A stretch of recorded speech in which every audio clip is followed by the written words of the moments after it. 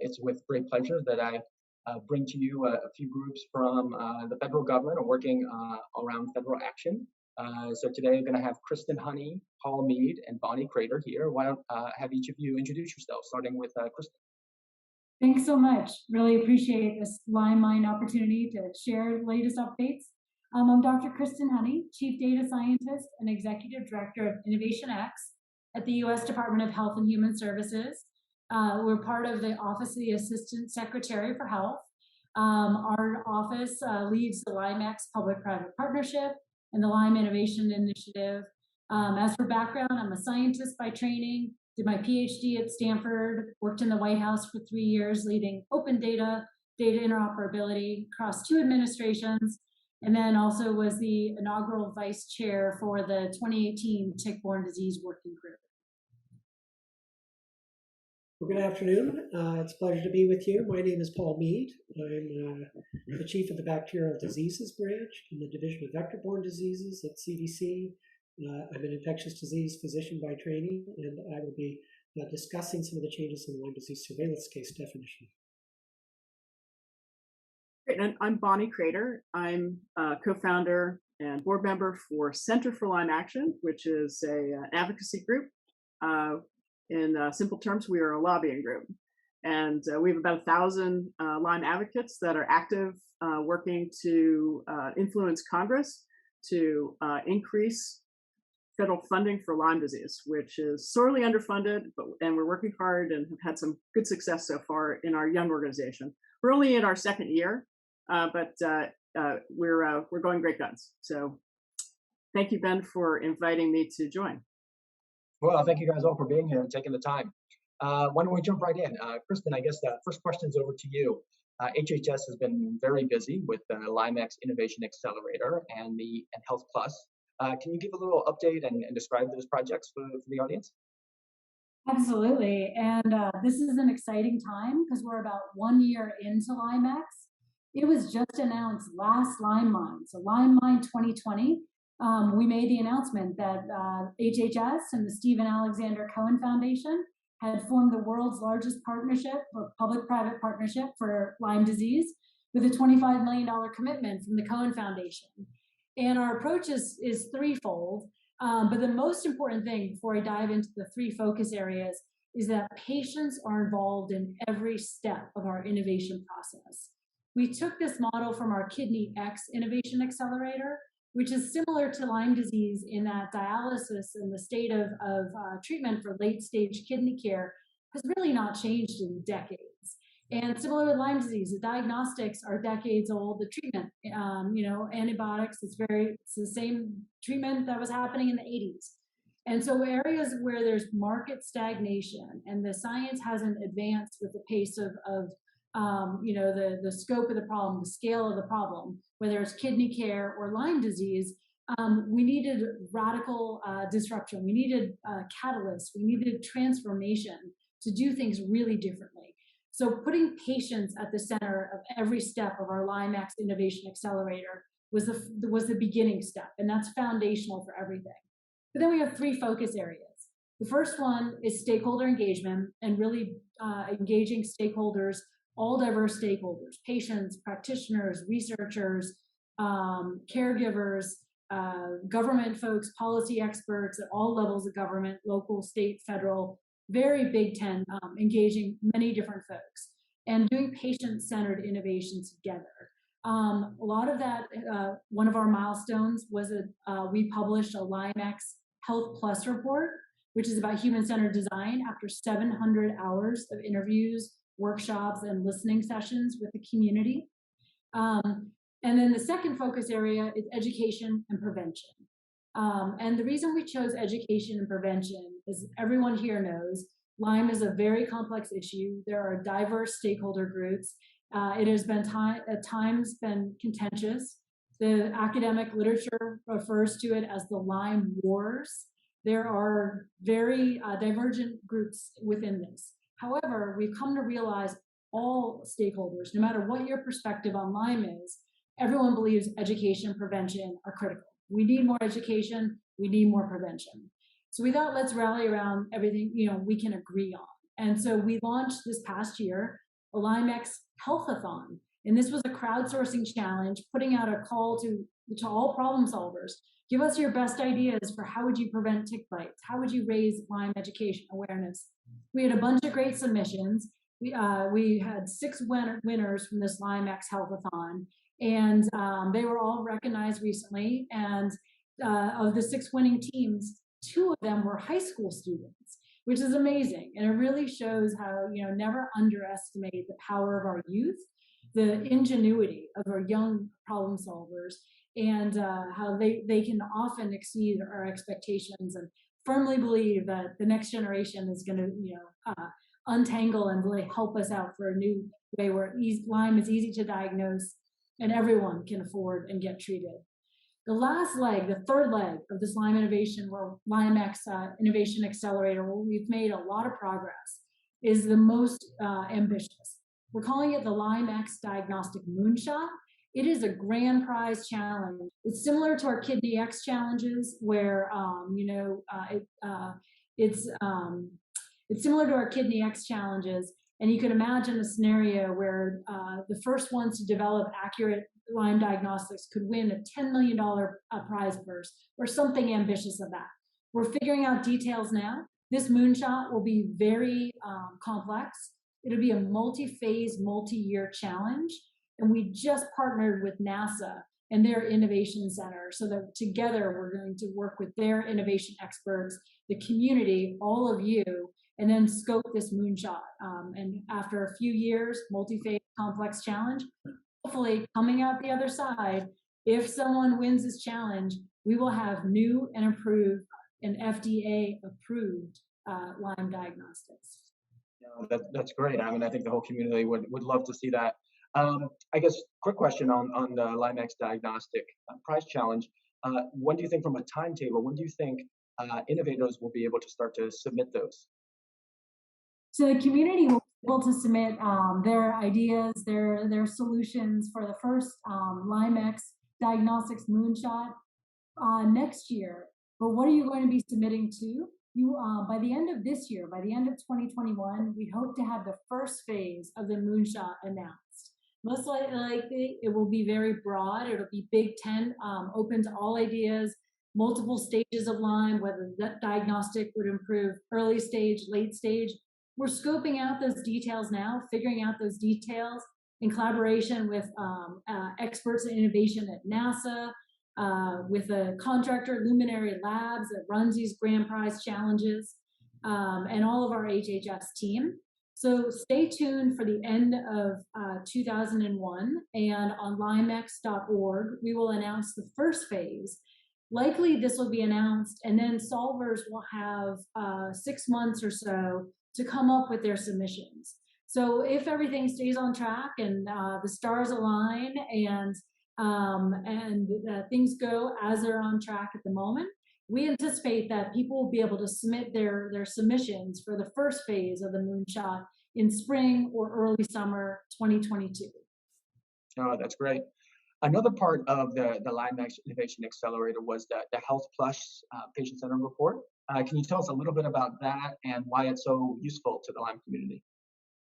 Yeah, the Health Plus report was really led by Alex Wilson on my team. And Health Plus is all about human-centered design. And what that means is going out there and talking to people on the front lines, in the trenches, who are facing challenges or problems, and then hearing their experience and understanding that, deeply understanding that, and based on that experience, solving for that. And what's more of a challenge than Lyme disease? And so Alex led a team and went out in the community, talked to patients, caregivers, practitioners, a lot of different views, but really focused in on the patient experience. And after almost 700 hours of listening and interviews and workshops, was able to generate 4 different archetypes or personas, they're called. And what this is taking dozens, maybe even up to 100 different individual anecdotes and rolling up those individual experiences and all that qualitative information into some common threads and common experiences that are shared. And that allows us in government to respond, because all this qualitative data that are our individual experiences get rolled up into here are some common pain points. Here are some shared challenges that if we were in government to figure out how to bridge this gap or solve that, it would have a big impact. And then part of this report was also not just identifying the personas and the common pitfalls, but really documenting that with journey maps. So there are different journey maps, the journeys that patients go on to get a diagnosis for Lyme disease. The journeys, once they have a diagnosis, how do they get treatment? And all of that is synthesized in this report called LymeX Health Plus, and really thank everyone who lent their time and shared their experiences with HHS, because it's this LymeX community and the patient community that really showed us what it's like, and that's what that report is trying to convey. Yeah, I just want to recommend that basically the audience go out and take a look at that report. We'll provide details of where you can find it. It's really rich. It's a well-designed report. It's long, but it has a lot of amazing content. And I will say there's a lot of other recommendations in there that I think are really valuable, including around Lyme and disability, having sort of like a cheat sheet and codes so that people might be able to apply for assistance or qualify for assistance, disability assistance better, clinician and public education, patient bill of rights, protocols for tick exposure. I think, again, really rich, and I hope people can get out there and really dig into that report, because I think it has a lot of good content. So thank you, Kristen. I think why don't we shift over to CDC and Paul. Love to hear your thoughts. I know CDC monitors Lyme disease across the U.S. And there's, I understand there's going to be some change in plans from the states in terms of how they track Lyme disease. Can you give us a little update on that process? Yes, indeed, and thank you for the opportunity to do that. I have a few slides here, which hopefully people can see now. As you mentioned, the Council of State and Territorial Epidemiologists has revised the National Lyme Disease Surveillance Case definition. This will take place in January of this coming year. And so I wanted to give a little bit of an update on the whys and wherefores of that. And whenever talking about surveillance, I find it helpful to start with a little bit of background just to make sure everybody's on the same page. Authority for public health surveillance really rests with the states, not the federal government or CDC, and which conditions are reported to CDC and the details of that reporting, such as a case surveillance definition, are set by the states through the Council of State and Territorial Epidemiologists. CDC advises this process, but in the end doesn't vote on the results. Now, it's important to remember also that surveillance systems involve trade-offs in terms of completeness, speed, cost, accuracy, and no single system can capture everything that might be of interest. Furthermore, some aspects of diseases really are better assessed through periodic studies. Case in point, passive surveillance systems do not do a good job at capturing the total burden of cases, and you need to do additional studies such as we have to estimate the total burden of cases, which you may be familiar with, recently generated an estimate of around 476,000 people treated for Lyme disease in the United States each year. Finally, it's important to remember that states have constraints of their own about what they can do with surveillance based on investment by their state legislatures, legal requirements, etc. Lyme disease was made nationally notifiable, as I think most know, in 1991, and the primary objectives of the surveillance were really to establish the basic who, when, and where of the disease. And as indicated by some of these graphs and charts, it has largely been quite successful. We've learned a great deal. And most importantly, what we've learned is it's a very big problem, and it is getting worse. At the same time, there are challenges with Lyme disease surveillance. It is complicated and resource intensive in that it requires the sort of marrying of both clinical and laboratory data, as it's done in the past. And this has been a big problem for high incidence areas, which receive a very large number of positive lab reports. At the same time, in high incidence areas, there's really fairly limited immediate public health utility of this information. We know that Lyme disease is a well-established problem in these areas, New York, Connecticut, Massachusetts, And it was 10 years ago, and it will be next year. So what health departments learn from this investment is not so much in these high incidence areas. And at the same time, the resources spent on processing Lyme disease case reports are resources that are not available for prevention and education and surveillance for other tick-borne diseases. Finally, we've seen growing inconsistency across states in reporting and definitions as individual states have tried to come up with their own ways of coping with this fairly large reporting burden. So with that as background, states and CSTE decided to revise the national surveillance case definition. And there are a variety of changes involved, but there are really two big ones, which are shown here. The first one is they've expanded the laboratory criteria for diagnosis based on diagnostic developments. And secondly, for high incidence jurisdictions, that is areas where there are more than 10 cases per 100,000 reported, cases will be reported based on laboratory reports alone now, without the need for clinical validation, which is so labor intensive for these high incidence areas. Low incidence areas will still involve marrying clinical and laboratory data, though the burden here is a lot less because of the number of cases.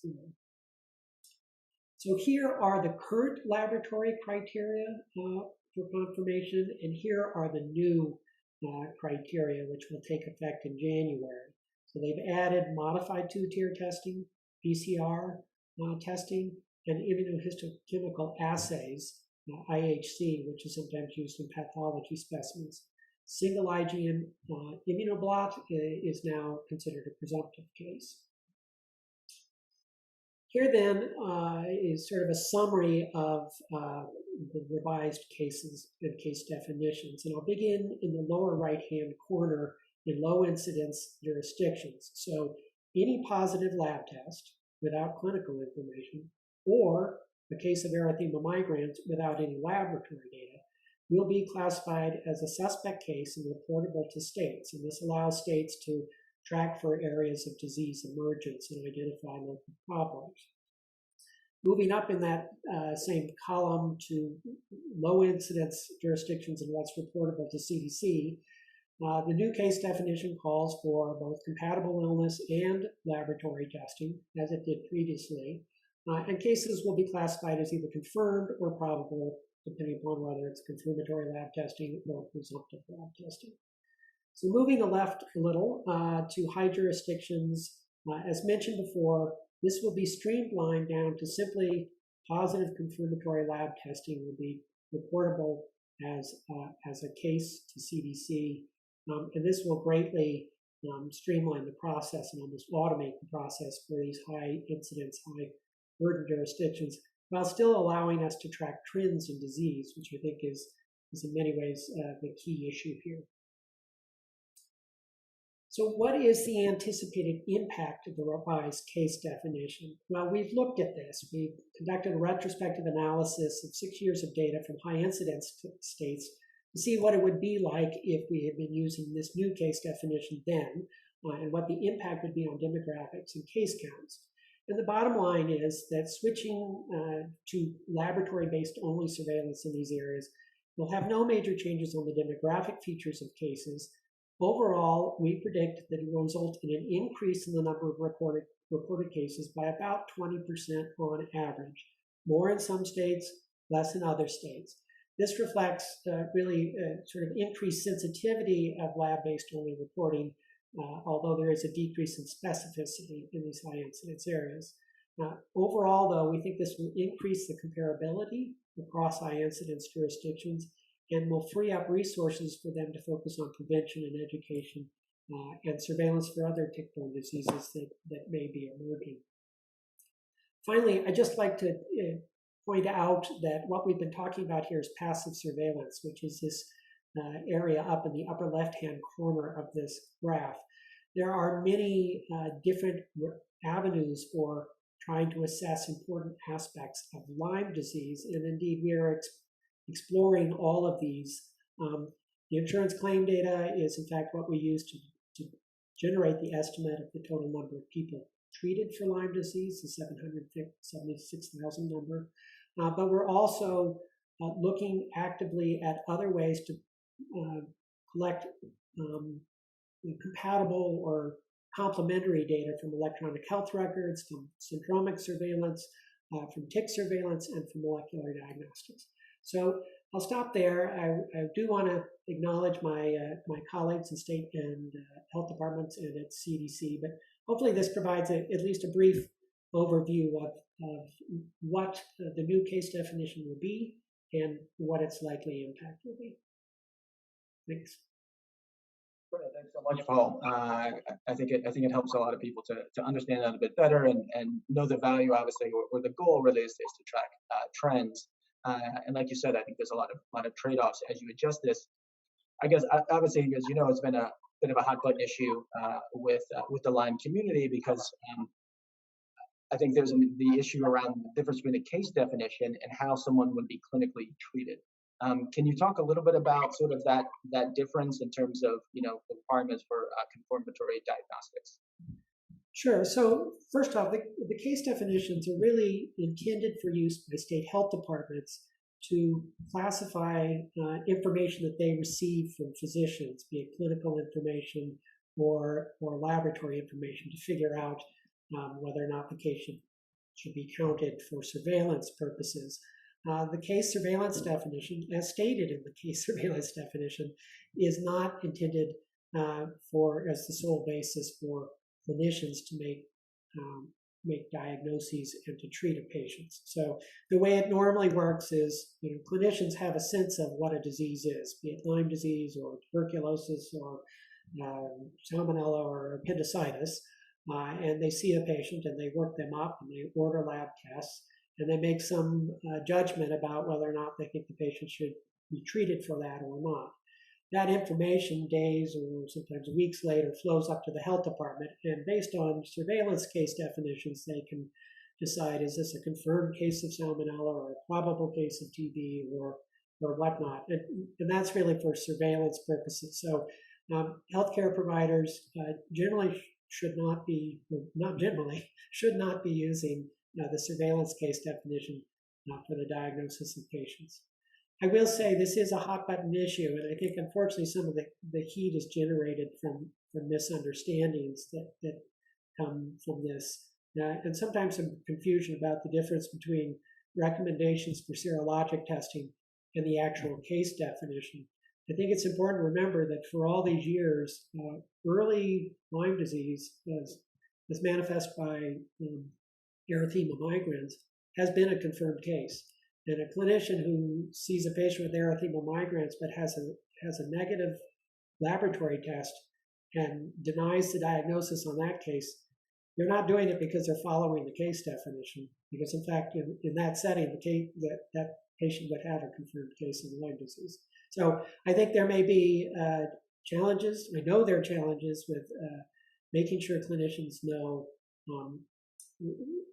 basically how to recognize and properly treat Lyme disease. So that's something we're definitely concerned about and working on to develop better educational materials for healthcare providers.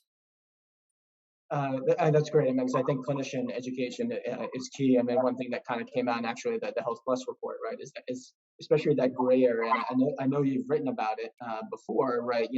Especially during early infection, basically, right? Because the diagnostic tests are indirect tests. You're basically waiting on an immune response, which doesn't always come for a few weeks, maybe even up to a month. And so the sensitivity is very low when someone comes in after a tick bite. Say they have a tick bite, a week later they have symptoms, they come to their doctor, they might not test positive. And while I would say you hope you have erythema migrans, you have the EM rash because then it's easier to diagnose, still only maybe 70 to 80% of them will have that rash. And so that group that's at 20 to 30% that doesn't have the EM rash and then most likely doesn't have a positive test, how does a clinician treat in that circumstance? Right, and I think that gets to the key point that clinicians make judgments all the time about treating a patient, and what we want to make sure is that they understand and recognize those other signs and symptoms that may be indicative of early Lyme disease, and take the step of treating them. that's really kind of a separate question than the surveillance case definition. I think they get tied up together in a lot of people's minds. But we really, I think if we could just change the case definition and fix that problem, it would be great. But I think the problem really has more to do with clinicians making sure they understand the limitations of serologic testing. And I think that's part of why the LymeX, Moonshot Prize on Diagnostics is an important and valuable thing, because we really do need better tests for Lyme disease, and we do need better direct diagnostics that don't have that delay. We've seen the same thing years ago with HIV. It used to be HIV was diagnosed with an antibody test, and there was a long delay, a window period between when a person was infected and when they would test positive. Now we have newer tests that look at the virus directly, and that basically removes that window period a lot. And I think makes it a lot easier for clinicians to sort of know what they're dealing with and treat definitively. So there's a lot there in terms of educating providers to make sure they know how to recognize it and suspect it, and go ahead and give that doxycycline for people with summer flu in high-risk situations. So, but we're trying to make progress in that area. Oh, that's great. And you did mention LymeX. I think CDC is also helping to participate in the LymeX projects. Can you talk a little bit about that? Well, yes, we're eager to be involved in that, and we will try and help serve, I think, in various ways. There was a call earlier this week involved discussing some of that to try and lay out the nature of the prize, and we're happy to be involved in that, and happy to think of ways that we can help facilitate participants in the effort to develop what we hope will be new direct diagnostic assays that will help us turn the corner on this. We could not do LymeX without CDC for sure. Been hugely helpful. They were helped with judging on the healthathon, collaborating every step of the way. And yeah, CDC has been an incredible partner in the LymeX. Thank you. Great. I guess we'll jump over to Bonnie for a couple questions. Center for Lyme Action has also been working hard to advance the Lyme and Tickborne disease work at the legislative level. Can you talk a little bit about the progress you've made over the last few years? Oh, thanks, Ben. The first thing I want to do is I'm observing a lot of innovation by our federal government. So thank you so much, Kristen. Thank you so much, Paul, for all the work that you are doing. We are cheering you on because our mission here at Center for Lyme Action is to grow federal funding for Lyme disease. As I mentioned, we're a young organization, but we had a pretty good first year. We increased federal funding for Lyme from 55 million total across lots of different agencies to 108 million, which is a really nice accomplishment. And we're pretty proud of that. But we can't do it without lots of participation from Lyme advocates. So literally we have 1,000 Lyme advocates that are signing letters. They come to our fly-in. We'll talk about that in a little bit. But just to break down where we are this year. So that was the growth from FY20 to FY21. So that was 55 million to 108 million. So looking forward to fiscal year FY22, we are working on appropriations right now. And in very good news, in the House, the House passed a $5 million increase from 0 to 5 million for LymeX, and also has passed an increase for the CDC for Lyme disease from 16 million to 24 million, which is really exciting. The Senate is now in play, and we look forward to seeing how that all plays out. We expect that later on this year, that the Senate and the House will have a conference, and so we will know probably later on in the year exactly how our Lyme appropriations will end up. Big issue for the Senate, of course, is the K-Hagen-Tick Act.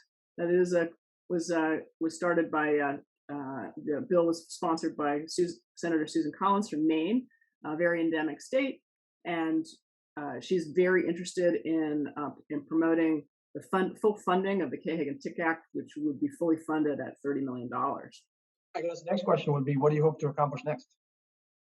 And how can Well, people get involved, I guess?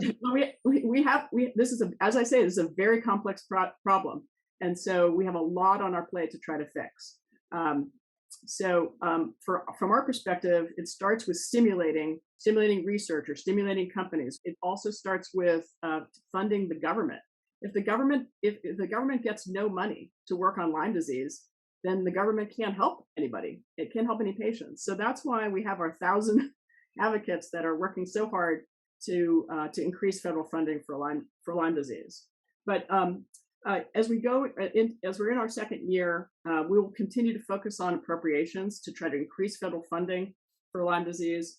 We're also going to start thinking about authorization and try to. So there's two types of bills, right? This is the legislation education part.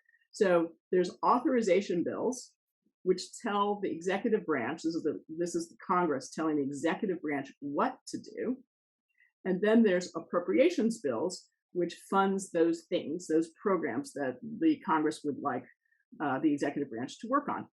And so there's lots of projects that could be very helpful in solving this problem.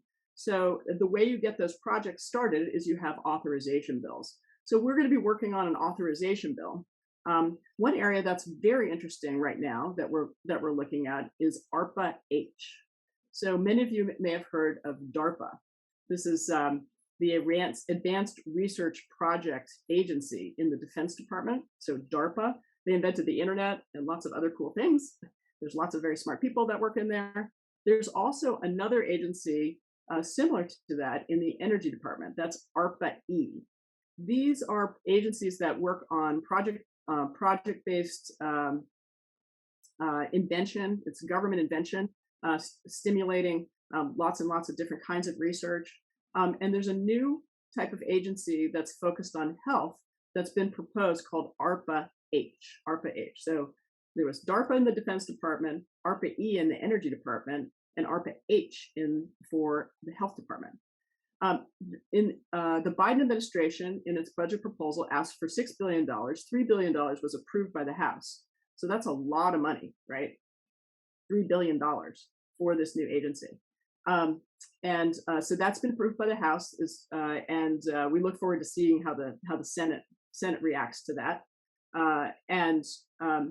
Currently ARPA-H is an agency that's reporting into the NIH, is the way the legislation is written, and it's a mix of disease focused as well as platform type focus.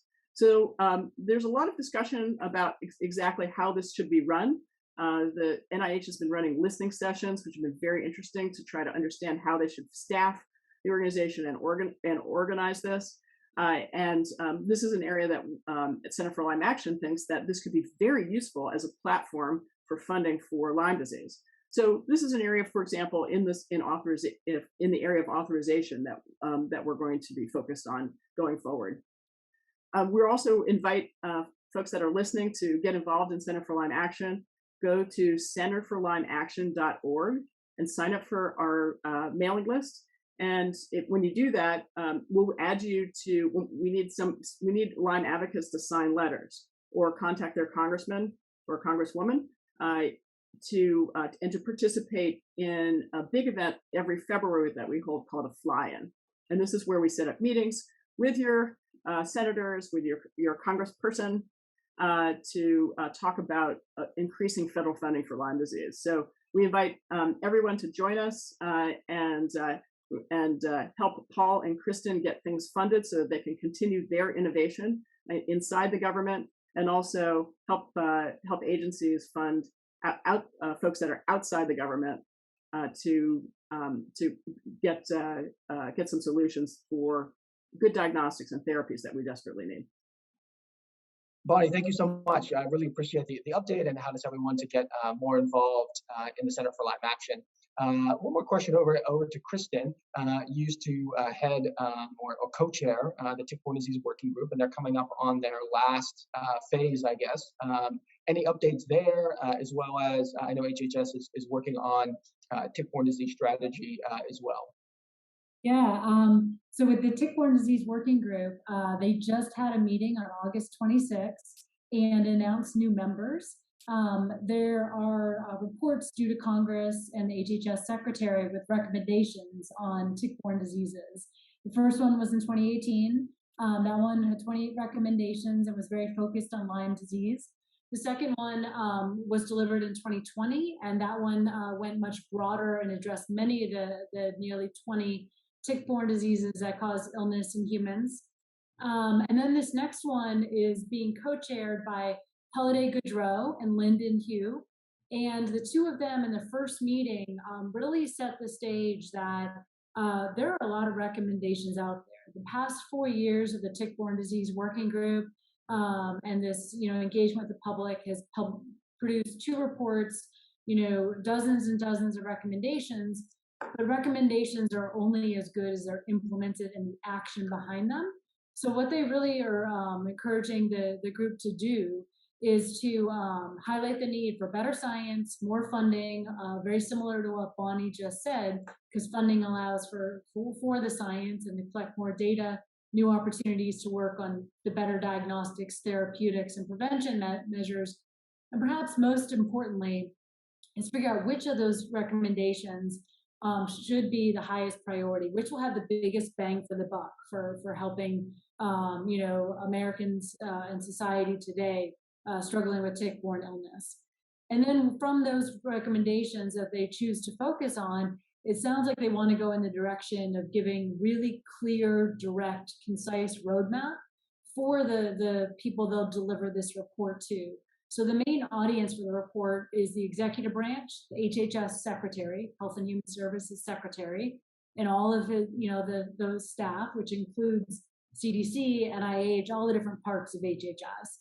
And the second audience is Congress. So really taking recommendations we have today, maybe changing them a little bit, but turning them into actionable next steps with a direct, clear, concise roadmap of how Congress can act to move the needle on these complex issues, how the HHS Secretary and the 80,000 person cabinet department that the HHS Secretary oversees, what they can do to improve the landscape.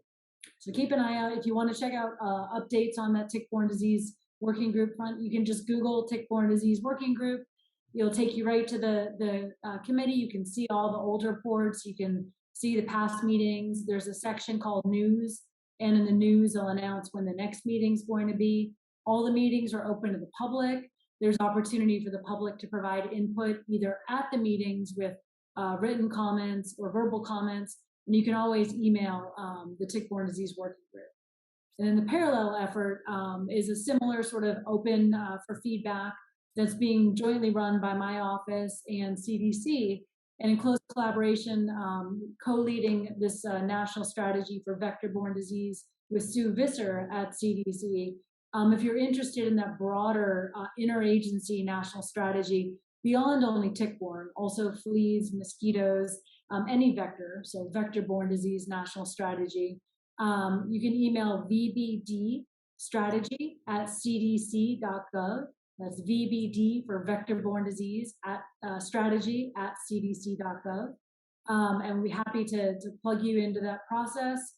We will be giving regular updates about the progress on the vector-borne disease national strategy to the tick-borne disease working group. And the vector-borne disease national strategy is due to Congress in 2023. So the tick-borne disease working group, unless it's renewed or extended by Congress, will deliver its final report in 2022, and then the year after, the interagency national strategy on vector-borne disease, tick, flea, mosquito, everything will come the following year. No, that's great.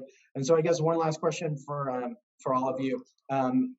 Anything else that the audience should know, or any other resources or comments you'd like to make about the work at the federal level? I'll just say from HHS headquarters, with all of our Lyme Innovation and LymeX, that our program is only successful because of you, because of the Lyme community, and because of your engagement. So thank you for lending all your 700 hours of experiences and sharing those with us. And this is just the beginning. So we really, really look forward to working in collaboration with all the different stakeholders, really co-creating the next steps and the moonshot, all the different innovation that lies ahead with you. And it truly will be successful by being patient-driven, stakeholder-driven, and inclusive of everyone. So please join us. You can check us out at lymex.org. And I just want to give a shout out and thanks to all of our Lyme advocates that have participated in so many of our Center for Lyme Action programs. You've signed letters, you've talked with your congresspeople. If you want to get involved, go to centerforlymeaction.org and just sign up for the newsletter. We'll add you and you can get involved. And I guess I will just add by thanking my co-speakers and you, Bennett, for providing this opportunity. And to the advocates for their tireless work. And I guess I would close by saying tick checks, repellent, and an ounce of prevention is worth a pound of cure. And unfortunately, it's a ton of work, but it's still worth it. Well, thank you guys so much for taking the time and being a part of this. We really appreciate all the work that you do and spending a little moments in education with our audience.